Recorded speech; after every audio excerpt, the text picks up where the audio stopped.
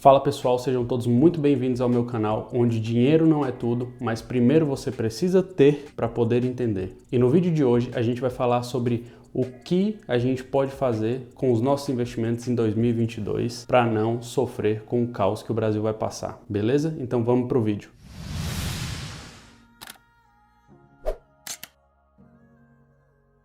Pessoal, por que eu estou falando sobre o caos de 2022? Eu estou falando que em 2022 a gente tem eleições, a gente tem uma inflação bem mais alta do que o IPCA, né? Passa ali, que é o Índice de Preços ao Consumidor. Vou colocar aqui no rodapézinho também uma explicação melhor para que vocês entendam. E a gente também tem uma taxa de juros muito alta. Para que a gente tenha ideia, a Selic hoje está em 9,25 ao ano. Porém, a gente sabe que vai muito mais porque na última reunião do Copom, o Banco Central também já sinalizou que vai realizar mais aumentos.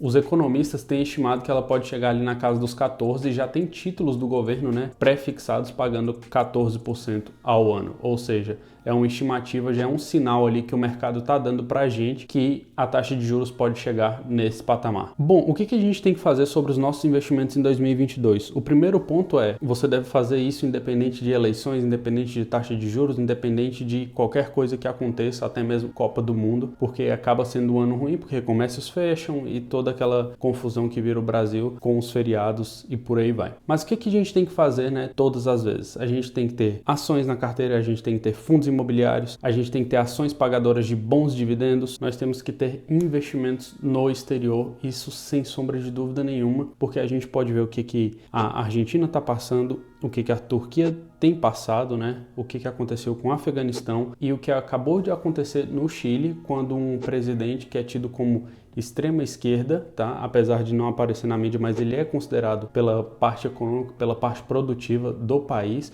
como presidente de extrema esquerda, a moeda vai lá embaixo. Por quê? Porque quando isso acontece, o presidente tem um discurso de que vai ajudar todo mundo e tá tudo bem, gente, não tem problema, desde que ele consiga, que ele tenha dinheiro, que ele não saia imprimindo, né, dinheiro como se não houvesse amanhã. E a produção do país não aumenta, mas mesmo assim continua imprimindo dinheiro. E isso vai causar uma inflação, vai causar uma desconfiança por parte, né, da parte produtiva do país. Se não tem segurança na área de realização de contratos, não vai ter investimento de empresas privadas, e tudo isso vai causar, né, todo aquele alvoroço que a gente já sabe que o Brasil já passou, não só com o governo de esquerda, mas também com o governo de direita na ditadura militar. Houve um aumento de Estado muito grande, com despesas muito grandes. Uma das maiores despesas, né, das maiores tempos de dívida do Brasil, não foi somente com o governo Lula, mas também foi no regime militar que o Brasil passou. E um ponto que a gente tem que ter muita atenção é que quanto mais a taxa de juros sobe, tem uma similaridade com o preço das cotas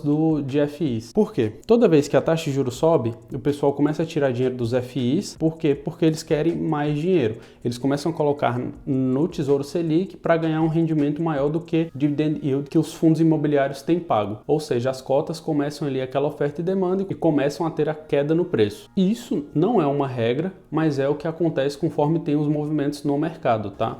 Não está escrito em pedra, pode acontecer totalmente diferente, pode.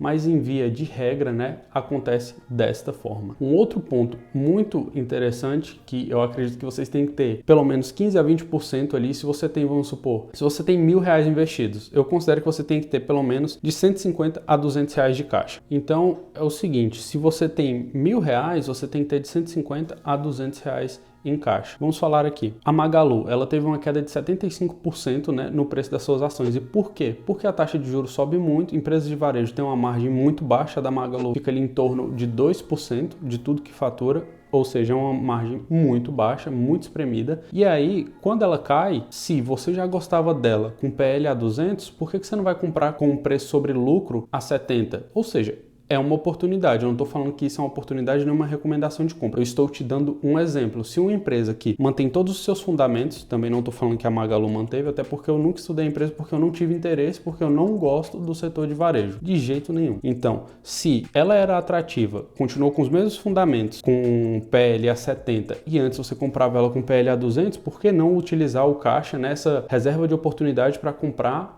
a empresa que você entende que ainda tem bons fundamentos. Não faz sentido? Então, por isso, eu recomendo que você sempre tenha de 15 a 20% do que você tem investido em caixa para aproveitar essas oportunidades. E agora eu quero que vocês prestem bastante atenção, porque para mim esse é o ponto-chave, é sobre investimentos no exterior, que é algo que pode te salvar de coisas que aconteceram na Venezuela, no Afeganistão ou na Argentina, que teve bloqueio, né, limitação na negociação de dólares, ou seja, é complicado. E qual a melhor forma para que você fique protegido disso? É investindo no exterior. Você vai ter que declarar, mas seu dinheiro estará no exterior e fora ali, né, das mãos do governo federal. Quando você investe no exterior, você está aproveitando da desvalorização do real. Por quê? É um ponto que sempre que o Brasil não vai bem, o dólar passa a valer mais do que o real. Sempre que o Brasil deixa de ser produtivo, o PIB cai, deixa de ser mais atraente para o mundo, o dólar passa a valer mais. Então, esse é o jogo. Se você tem um patrimônio fora, esse patrimônio vai estar cotado em dólar e você vai estar protegido da desvalorização do real. E se você é um entusiasta das criptomoedas, eu gosto muito da tecnologia, de tudo que pode ser feito dentro do blockchain, com a tecnologia blockchain do Ethereum, do Bitcoin, você também deveria considerar. Por quê? Porque se você tem os seus Bitcoins fora, né, da corretora, se acontece qualquer coisa, um governo, vamos supor, o Talibã que entrou no Afeganistão, eles nem conseguiriam, né, congelar os Bitcoins. Por quê? Porque eles estão fora do controle governamental. E aí, o que eles fizeram? Congelaram todo o sistema financeiro e aí ninguém entra, ninguém sai. Ou seja, prejudica toda a população. Então, se você quer ter esse pezinho de meia, esse porto seguro, eu recomendo que você faça utilização do Bitcoin para isso, ou do Ethereum e tudo mais. Mas, gente, para comprar Bitcoin tem que ter estômago, tá? Porque as oscilações são muito fortes. Eu basicamente nem olho qual tá o valor. Eu fico mais ou menos ali, eu tenho tantos Bitcoins, eu tenho 0,05 de Bitcoins, eu tenho 0,06 de Bitcoin. Então, para não ficar me atentando com o valor, porque pensa comigo, se tivesse uma placa na frente da sua casa falando do valor que ela vale todo dia, sempre que descesse o valor, você vai falar, não gosto mais dessa casa, não gosto, vou vender. Não é assim que funciona. Então eu vou pela quantidade, porque eu tenho o fundamento, o que eu acredito sobre a moeda ou até mesmo sobre a empresa, e aí eu vou mantendo-a. E o porquê que é importante sempre investir no exterior? Se você tivesse investido, né, 5 anos atrás, $1.000, esses $1.000 teriam se valorizado só com o S&P 500, que é o S&P 500, 114%. Mas se você tivesse comprado Facebook, esses $1.000 teriam se valorizado 200%. É muita coisa. E se você não tivesse investido no exterior, tivesse investido somente no índice, né, no Bovespa, teria na casa de 71%. O que eu estou mostrando aqui para vocês? Essa correlação, o mercado americano é mais saudável financeiramente do que o mercado brasileiro. Te dá muito mais opções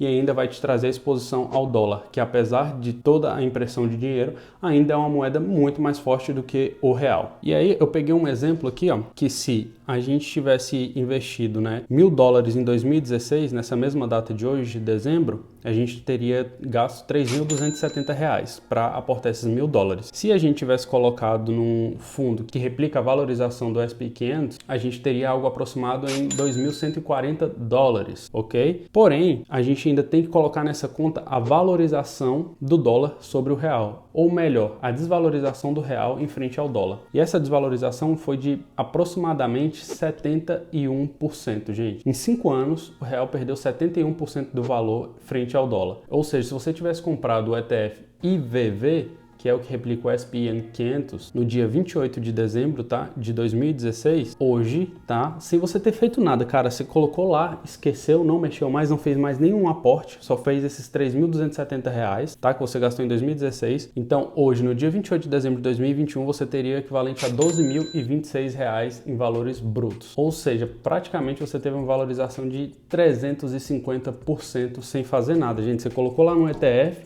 deixou e só fez o quê? Esperou o governo trabalhar. E o que ele fez? Desvalorizou a nossa moeda, fez de tudo mais um pouco, e apesar de toda a impressão que o governo americano fez de dinheiro desgovernado, a nossa moeda continua se desvalorizando. Então, basicamente, se você não investe em ações, você começar a investir em ações, ter bons FIs e ter boas ações pagadoras de dividendo, você ter caixa, você investir pelo menos 30% do seu patrimônio, do seu dinheiro investido no exterior para ter essa exposição ao dólar, e se você tem um pouquinho de estômago, Bitcoin, porque se você deixar, o governo vai te pegar, beleza?